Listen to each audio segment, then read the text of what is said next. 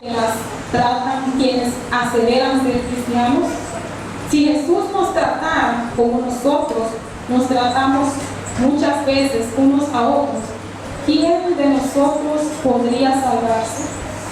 Es una pregunta que nos debemos hacer cada uno de nosotros en esta mañana.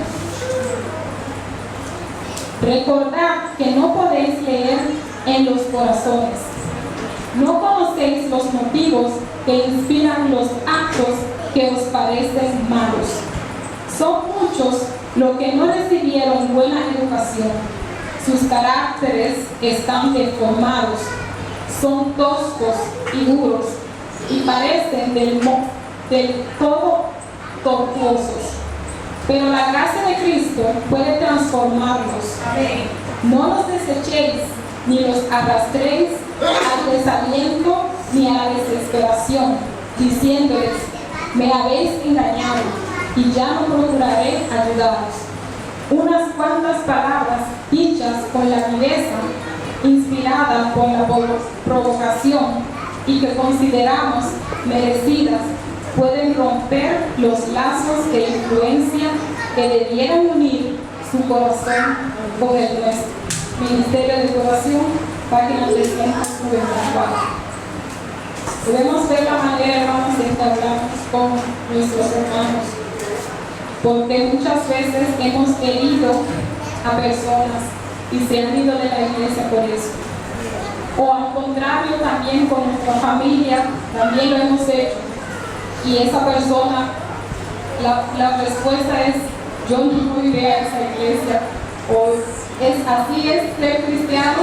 Si así es ser cristiano, yo no quiero ser cristiano. Debemos de tener siempre palabras de aliento en vez de palabras no gratas. Hasta el día del juicio no conoceréis la influencia de un trato bondadoso y respetuoso para con el débil, el irrazonable y el indigno.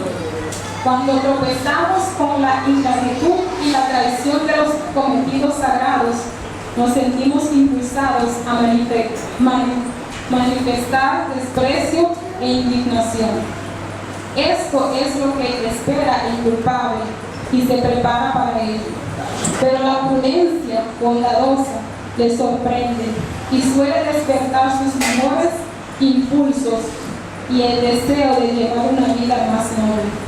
Es al contrario de lo que había dicho, que cuando nosotros estamos en una contienda con alguien y esa persona espera que le vamos a gritar o le vamos a hablar mal, y cuando nosotros llegamos con el Espíritu de Dios y en vez de hablarle mal le pedimos perdón, esa persona ve en nosotros a alguien diferente y desea cambiar su vida por el testimonio que nosotros dimos.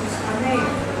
Gálatas 6, 1 y 2, para terminar, dice: hermanos, si alguno fuere tomado en alguna falta, vosotros que sois espirituales, restaurad al tal con el espíritu de mansedumbre, considerándote a ti mismo, porque tú no seas también tentado.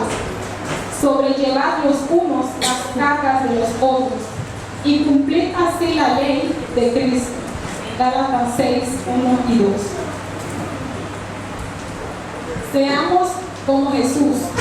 Todos los que profesan ser hijos de Dios deben recordar que como misioneros tendrán que tratar con toda clase de personas, refinadas y toscas, humildes y soberbias, religiosas y escépticas, educadas e ignorantes, ricas y pobres.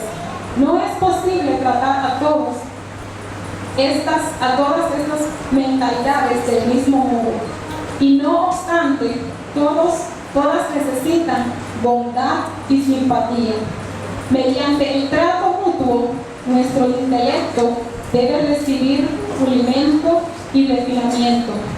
Dependemos unos de otros, unidos como estamos por los vínculos de la fraternidad humana. Como lo vemos aquí, hermanos, mediante el trato mutuo, nuestro intelecto debe recibir pulimento y refinamiento.